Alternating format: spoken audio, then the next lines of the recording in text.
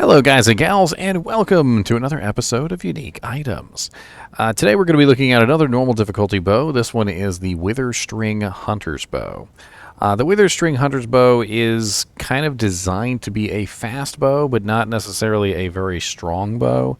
It has a really fast base already, and then on top of that it comes with 30% increased attack speed to make it even faster. So at an early level you can fire pretty quickly with this bow where other bows you would not be able to.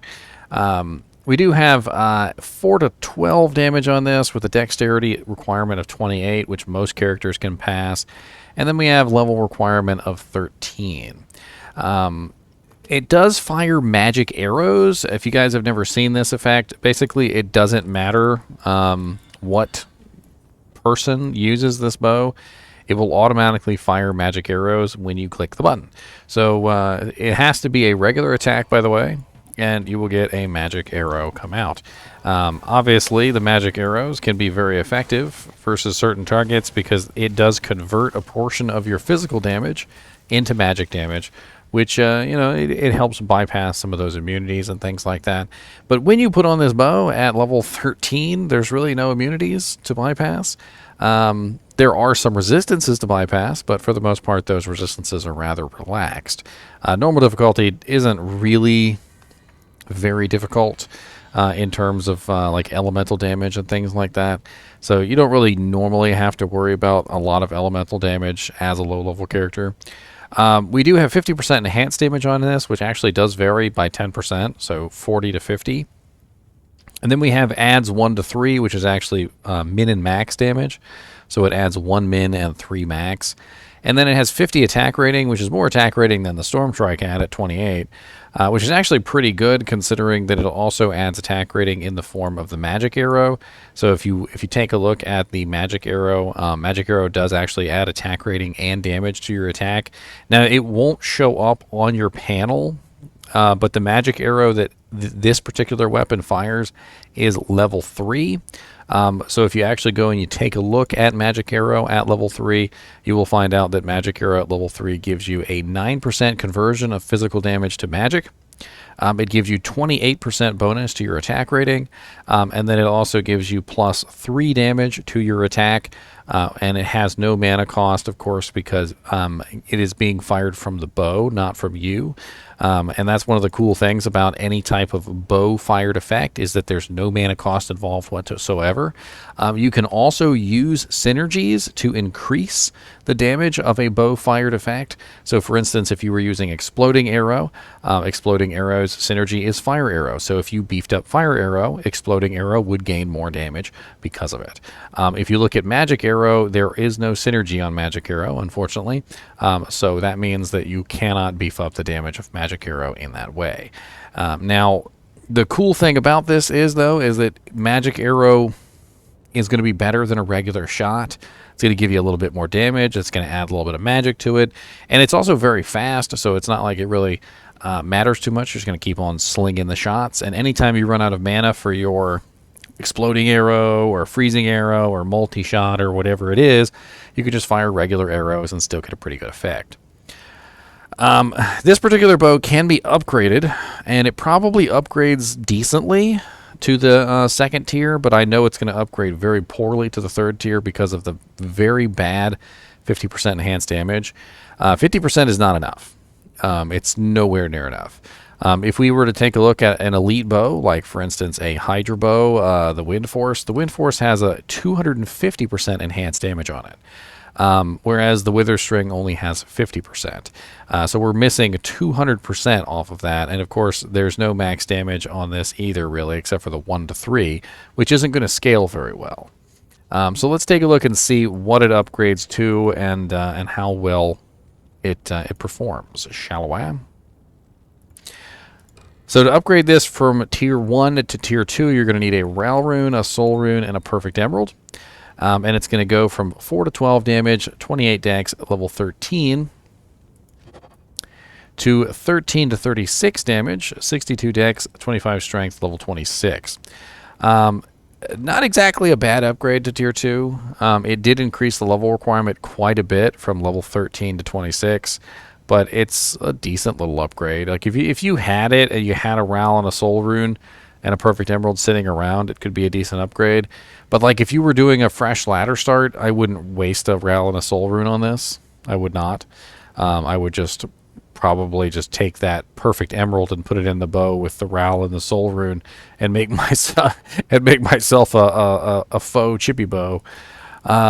Because honestly, it would probably be better damage. The speed on this is nice though. And if you were specifically going with an elemental damage character, it could be interesting to use this just so you could fire as fast as possible. But one of the issues with a low-level character is that you have relatively no mana, and firing as fast as possible just means that you're going to suck every single drop of mana you can out of your mana bar to the point where you have nothing left.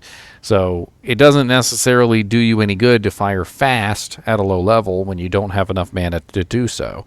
Firing a shot that hits a little bit harder is usually a little nicer. This can be upgraded, of course, to the 3rd tier, and the 3rd tier is going to be a terrible upgrade, I can already tell you. But that would require a Pull Rune, a Lum Rune, and a Perfect Emerald. And it's going to go from 13 to 36 damage, 62 dex, 25 strength, level 26, to 32 to 64 damage, 119 dex, 76 strength, level 57, Blade Bow. Really a pretty poor upgrade to tier 3 because of that really low enhanced damage.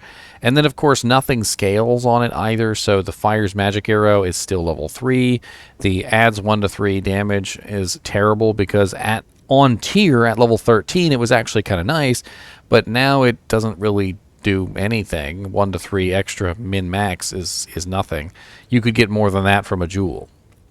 And then the 50 attack rating also doesn't scale either, so again, doesn't really help you out as much. 50 attack rating might be okay once you have all your skills multiplying out your attack rating, but in general, when you hit level 57, you want a little bit more than 50 attack rating, a little bit more than 1 to 3 damage, a little bit more than 50% enhanced.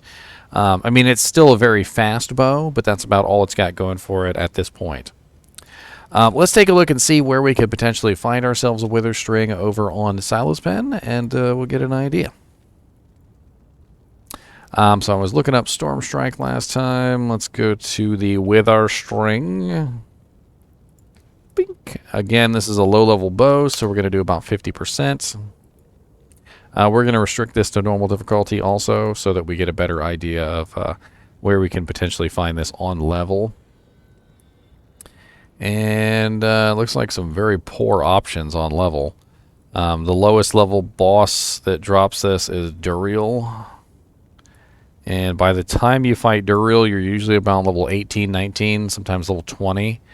So 1 in 2,740 chance that you might get this from Duriel with about 50% magic find.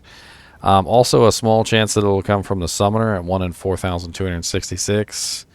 Not really good chances. Much better chance of getting it from Mephisto or Diablo up here with 1 in 1,008. And then Super Uniques. Let's take a look at Super Uniques. Cow King, always faithfully the top choice for a lot of these, but unfortunately you're not farming Cow King at level 30. Stony Tomb Creeping Feature is a decent choice, 1 in 2,421. That's actually right outside of Act 2. It's usually you can literally just walk outside of Act 2, find a monster, and he's right there. And since the bow is level 13, that's probably one of the best choices, because basically when you get to Act 2, like right when you get to Act 2, you can just walk out and farm the Stony Tomb and try and get yourself the bow. There's no requirements to get into the Stony Tomb, and it's literally right next to the entrance most of the time, so you just walk outside of town, go into Stony Tomb, and then you find the Creeping Feature, which is on level 2 of Stony Tomb, and kill him. And then rinse, repeat over and over again, which is actually a pretty good choice. And then you could also do Dark Elder or Beetle Burst, which are both super uniques in Lost City and Far Oasis. Not bad choices. The really clutch choice here, though, is Fire Eye. A lot of people sleep on Fire Eye. Fire Eye is super easy to get to. He's very easy to kill. Easier to kill than Pindleskin, actually, but it does require 2 loading screens to get to him, as opposed to 1 loading screen for Pindleskin. Basically, what you do is you go into the Arcane Sanctuary portal, and then you walk through the Arcane Sanctuary portal that takes you to the palace, and Fire Eye is always guarding the portal that takes you back to Arcane Sanctuary. Very, very easy to get to. It's an interesting bow, but I think it does suffer from a lot of issues as far as not really quite being set up properly for any kind of higher level. I often find a lot of the times with some of these lower level uniques that what happens is they were never really meant to be used outside of the level that they were designed for. This bow was designed for level 13, and it's not meant to be used outside of level 13. When you bring it like into Act 3 or Act 4, it's not going to serve you well because the damage falls off relatively quickly. It doesn't have any kind of scaling effect on it, and by the time you get to like Act 3 and you're fighting Mephisto, it's not doing you any good, and you'd be better off using like a 3-socketed bow with 3 Ral runes in it over something like this. Anyway, as always, I do appreciate you guys and gals watching my videos, even when we're talking about low-level uniques like this. And as always, keep watching.